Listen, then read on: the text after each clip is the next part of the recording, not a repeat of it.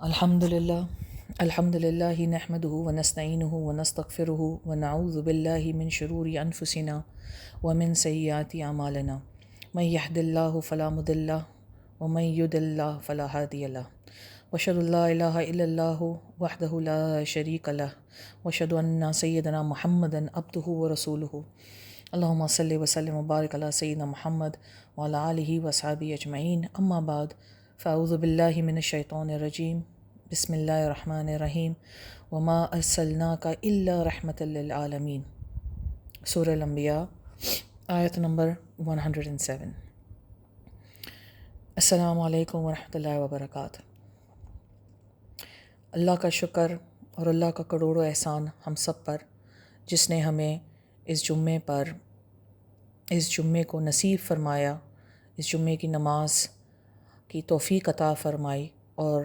جمعے کا خطبہ سننے کی توفیق عطا فرمائی۔ یاد رکھیے کہ جب تک اللہ ہمیں توفیق نہ دے ہم نیکی کی طرف جا نہیں سکتے۔ یہ اللہ کا ایک خاص کرم اور احسان ہوتا ہے اپنے پیاروں پر،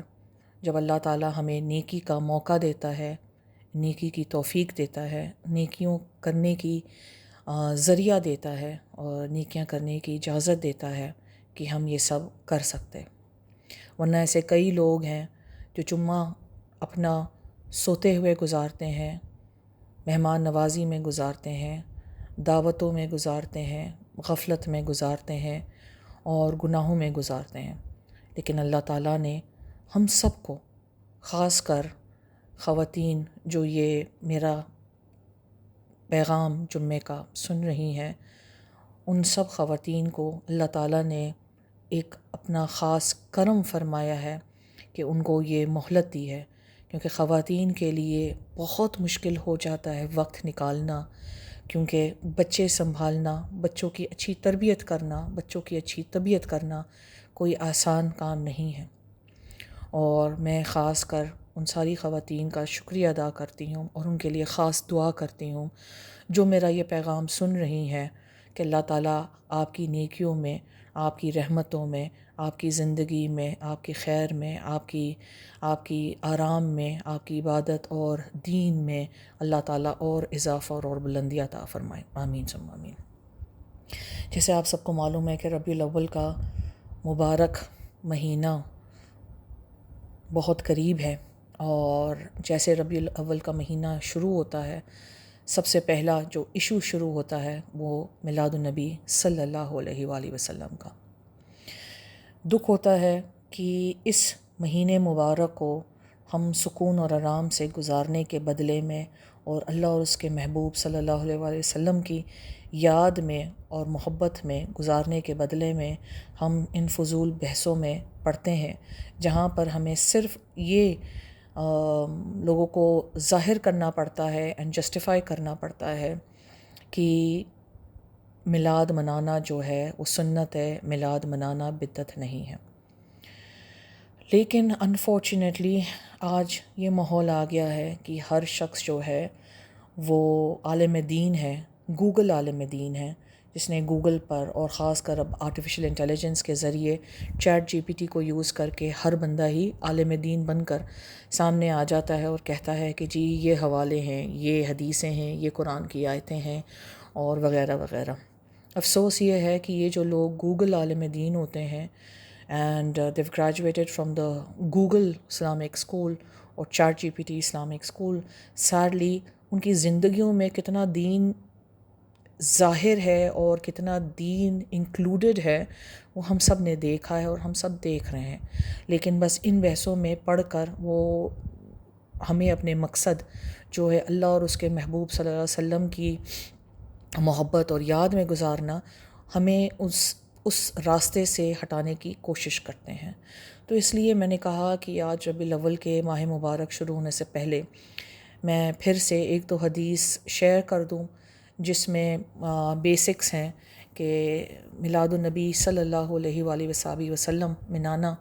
منانا جو ہے وہ نہ بدعت ہے اور وہ قرآن اور حدیث میں سے ثابت ہے انشاءاللہ۔ سب سے پہلی آیت جو میں نے ابھی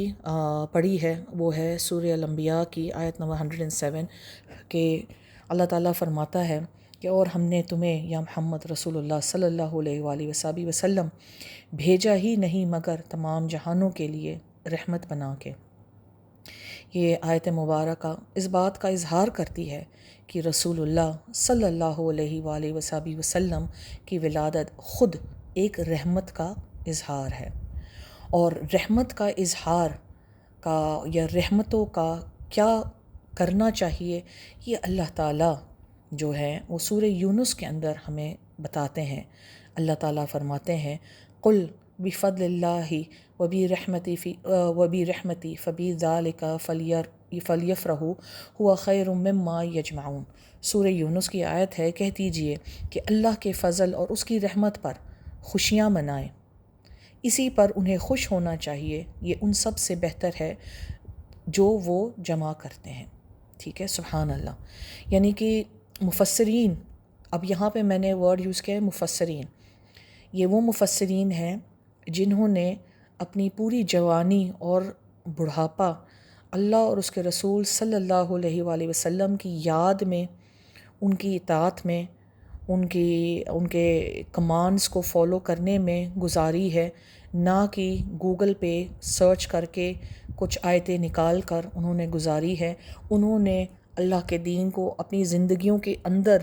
داخل کر لیا ہے اور اسی پر وہ چلتے تھے۔ تو یہ ان مفسرین کا میں ذکر کر رہی ہوں جو بڑے بزرگ ہمارے دنیا سے پردہ کر گئے ہیں۔ ان مفسرین نے اس آیت کریمہ کے بارے میں یہ فرمایا ہے کہ یہاں پہ جو رحمت سے مراد ہے وہ سب سے بڑی رحمت نبی کریم صلی اللہ علیہ وآلہ وسلم کی ذات ہے، اس لیے آپ کی ولادت پر خوشیاں اور شکر بجا لانا قرآنی حکم کے مطابق ہے۔ ٹھیک ہے، اب اس کے اوپر ایک اور حدیث ہے جو آپ صلی اللہ علیہ وآلہ وسلم نے فرمایا، سئل رسول اللہ صلی اللہ علیہ وآلہ وسلم عن صوم یوم الاثنین فقال فیہ ولدت وفیہ انزل علیہ۔ صحیح مسلم کی یہ حدیث ہے جہاں پہ رسول اللہ صلی اللہ علیہ وآلہ وسلم جو ہیں وہ فرماتے ہیں، ٹھیک ہے، کہ اس دن میری پیدائش ہوئی ہے اور اس دن میرے اوپر وحی اتاری گئی ہے۔ ٹھیک ہے، اس حدیث سے معلوم ہوا، جب آپ صلی اللہ علیہ وسلم سے پوچھا گیا کہ آپ منڈے کے دن روزہ کیوں پسند فرماتے ہیں، اس حدیث سے یہ معلوم ہوا کہ رسول اللہ صلی اللہ علیہ وسلم نے منڈے کا دن اس لیے چنا روزہ رکھنے کے لیے کیونکہ روزہ رکھنا بھی اللہ کی اطاعت کرنا ہے اور اللہ کے حکموں کو ماننا ہے اور شکر ادا کرنا ہے۔ تو آپ نے فرمایا کہ اس دن کیونکہ میری ولادت ہوئی تھی اور وہی بھی سب سے پہلے جو ہے مجھے اسی دن پہ اتاری گئی تھی، یعنی کہ رسول اللہ علیہ الصلاۃ والسلام نے خود اس دن پر اس لیے یعنی کہ فضیلت فرمائی ہے اپنی پیدائش کے حوالے سے، اور اللہ تعالیٰ نے بھی یہی دن چنا اپنے محبوب صلی اللہ علیہ وسلم کے اوپر وحی اتارنے کے لیے، یعنی کہ اللہ تعالیٰ نے بھی فضیلت اسی دن پر فرمائی تھی۔ سبحان اللہ۔ یعنی کہ اللہ یعنی کہ اس بات سے یہ بھی ہم کہہ سکتے ہیں کہ اللہ کے محبوب صلی اللہ علیہ وآلہ وسلم نے کبھی بھی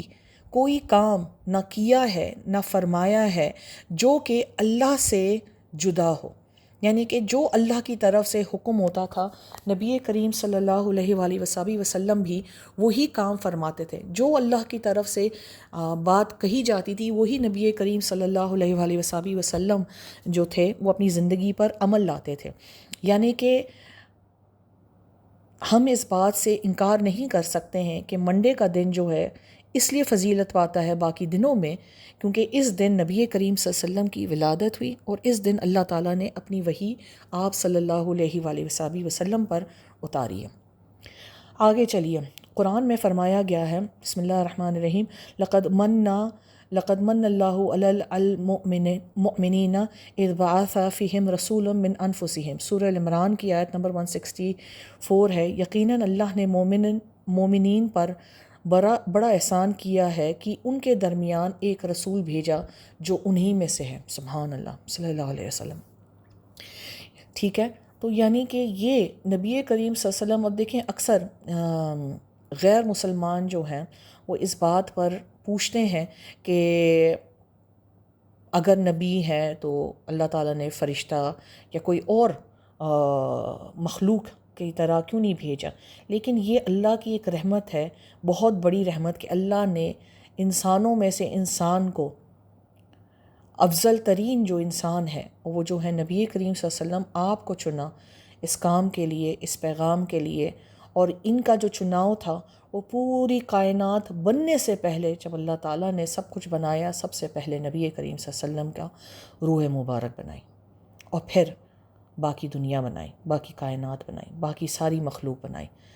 تو اس سے یہ ثابت ہوتا ہے کہ نبی کریم صلی اللہ علیہ وسلم سے بڑھ کر نہ اس دنیا میں کوئی رحمت ہے، اور نبی کریم صلی اللہ علیہ وسلم کی ذات طیبہ، ذات مطہرہ اور ذات مبارکہ سے بڑھ کر کوئی ذات نہیں ہے۔ اور آپ کی ولادت کا دن ہم سب کے اوپر ایک خاص رحمت کا ایک خاص رحمت کا ایک نظریہ ہے اللہ کی طرف سے۔ اور اللہ تعالیٰ جب آپ کو کچھ رحمت فرماتا ہے تو اس رحمت کا شکر ادا کرنا ہم انسانوں کا فرض ہے۔ اور آپ شکر ادا کیسے کریں؟ اب اس شکر ادا کرنے کے طریقے کے اوپر اصل میں سارا مسئلہ بنتا ہے، اس کی وجہ، ٹھیک ہے؟ اس سے پہلے ہم انشاءاللہ تعالیٰ ایک حدیث کے اوپر غور کرتے ہیں کہ جب رسول اللہ صلی اللہ علیہ وسلم کی ولادت کی خوشخبری ابو لہب کو دی گئی تو اس نے اپنی کنیز ثویبہ کو آزاد کر دیا۔ بعد میں جب وہ کافر کے طور پر مر گیا تو خواب میں اس نے دیکھا کہ اس کے عذاب میں کچھ کمی ہو گئی ہے، صرف منڈے کے دن، ٹھیک ہے؟ یعنی کہ اللہ تعالیٰ نے ابو لہب کو بھی ایک راحت عطا فرمائی، کیونکہ اس نے اس موقع پر جو اپنی کنیز کو آزاد کیا، اس نے یہ سوچ کر نہیں کیا کہ وہ نبی کریم صلی اللہ علیہ وسلم ہے، کیا کہتے ہیں، خاتم النبیین ہے، یا اللہ کی رحمت ہے، اور اس نے اس سوچ سے نہیں کیا، اس نے اس سوچ سے کیا تھا کیونکہ اس کا ایک فیملی ریلیشن تھا، اور اس نے اس سوچ سے اس اپنی کنیز کو اس نے آزاد کیا تھا۔ یعنی کہ اس کی سوچ اس طرف گئی بھی نہیں تھی، نہ اس کی انٹینشن تھی، نہ اس کی یہ نیت تھی، لیکن صرف یہ عمل اللہ تعالیٰ کو اتنا پیارا لگا کہ اللہ تعالیٰ اس کو منڈے کے دن راحت عطا فرماتے ہیں اس کے عذاب سے۔ تو اس کے اوپر میں اب آپ کو ایک بات کہوں گی کہ جو لوگ اس میلاد کو بدعت کہتے ہیں، جو کہتے ہیں کہ ہم شریعت سے ہٹ کر بات کر رہے ہیں یا کام کر رہے ہیں، ان کی سب سے بڑی وجہ یہ ہوتی ہے کہ میلاد کے اوپر there is mingling of men and women, ٹھیک ہے؟ مرد اور عورتوں کا آپس میں ملنا جلنا ہوتا ہے، عید کی طرح ہی گزارنی چاہیے میلاد، لیکن یاد رکھیے ہم نے اللہ کی ایک سب سے بڑی رحمت کا شکر ادا کرنا ہے تو اللہ کے بنائے ہوئے قانون اور لمیٹیشنز اور حدود کے اندر رہ کے اس کو کرنا ہے۔ اکثر میلاد میں خواتین یہ بہت بڑی غلطی کرتی ہیں، اور وہ یہ ہے کہ وہ میلاد کی محفل کرتی ہیں جہاں پہ ساری خواتین کو بلایا جاتا ہے، ساری خواتین بہت اچھی طرح سے تیار ہوتی ہیں، اور وہ بنا پردے کے اس جگہ پر پہنچتی ہیں، اور جو پردہ بھی کرتی ہیں وہ پردہ بھی اتنا خوبصورت کرتی ہیں کہ چاہے نہ چاہے غیر محرم کی نظر ان پر پڑتی ہے۔ اور جب ادھر جمع ہوتی ہیں تو وہ لاؤڈ سپیکر پر محفل میلاد کرتی ہیں، جہاں پہ ان کی آوازیں نعت پڑھتے ہوئے، حمد پڑھتے ہوئے باہر غیر محرموں کے کانوں تک جاتی ہے، اور پھر اس سے جو غیر محرم ہیں وہ اس بات پہ جو ہے انٹائس ہوتے ہیں، اور یہ ایک بالکل غیر شرعی چیز ہے اور غیر شرعی حرکت ہے، اس کو بالکل نہیں کرنا چاہیے۔ یہ میں ایک اسپیشل میسیج خواتین کے لیے کہہ رہی ہوں، جو خواتین خاص کر انڈیا، پاکستان، بنگلہ دیش میں یہ محفل میلاد کرتی ہیں اور لاؤڈ سپیکر لگاتی ہیں، اور ان لڑکیوں کی، ان بچیوں کی آواز سارا محلہ سنتا ہے، سارا علاقہ سنتا ہے ٹھیک ہے، اور وہ نعت پڑھتے ہوئے اور اس سے غیر محرموں کی طرف متوجہ ہوتے ہیں، ٹھیک ہے، یہ بالکل غیر شرعی ہے، حرام ہے، منع ہے، ممنوع ہے، اس چیز سے گریز کریں۔ ہمارا کام ہے محفل میلاد صلی اللہ علیہ وآلہ وسلم اس طریقے سے منائے جو سنت کے مطابق ہو۔ سب سے اچھا طریقہ یہ ہے کہ ختم رکھیں اپنے گھر پر، جو خواتین آئیں وہ تیار بھلے ہو کر آئیں اس خوشی میں کہ نبی کریم صلی اللہ علیہ وسلم کا میلاد منا رہے ہیں۔ سب سے پہلے ایسے میلاد میں غیبت نہیں ہونی چاہیے، نہ شوبازی ریاکاری ہونی چاہیے، سب کو دین کے مطابق آنا چاہیے، ختم رکھنا چاہیے، کوئی بھی ختم رکھیں، درود شریف کا ختم رکھیں، ساری بہنیں کثرت سے بیٹھ کے درود شریف پڑھیں، قرآن پڑھیں، پھر کوئی بچی ان کو نبی کریم صلی اللہ علیہ وسلم کی سیرت مطہرہ کے بارے میں بتائے، ٹھیک ہے، اس کے ساتھ کچھ حدیثیں جو ہیں وہ پیش کریں جو صحیح حدیثوں میں سے ہیں، اگر اس کو یعنی کہ کوئی عالمہ فاضلہ نہیں ہے تو صحیح حدیثیں جو ہیں صحیح اس میں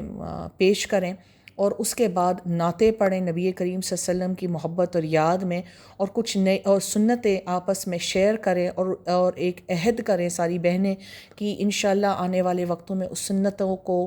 پر فالو کریں گی، پر عمل کریں گی، اور نئی نئی بہنوں کو اس چیز میں شامل کریں تاکہ نبی کریم صلی اللہ علیہ وسلم کی سنتوں کو آگے پھیلایا جائے اور آگے بتایا جائے اور آگے ذکر کر کے اس کے اوپر عمل کیا جائے۔ پھر آخر میں آپ لوگ سب بیٹھ کر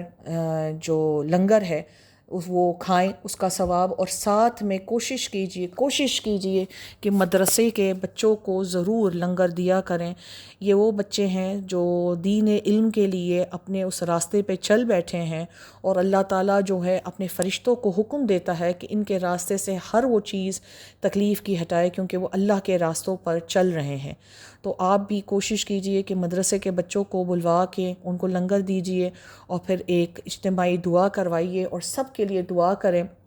اور انشاءاللہ سب سے بہتر طریقہ یہ ہے کہ پردے میں ہو اور طریقے سے ہو، اور غیر محرموں کے سامنے بالکل بھی نہ ہو،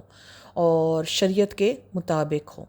تو انشاءاللہ تعالی میں دعا کرتی ہوں، اس سے ہم انشاءاللہ تعالی ختم کرتے ہیں۔ تو آج جمعے کا خاص یہ پیغام تھا، اور اللہ تعالیٰ سے ہماری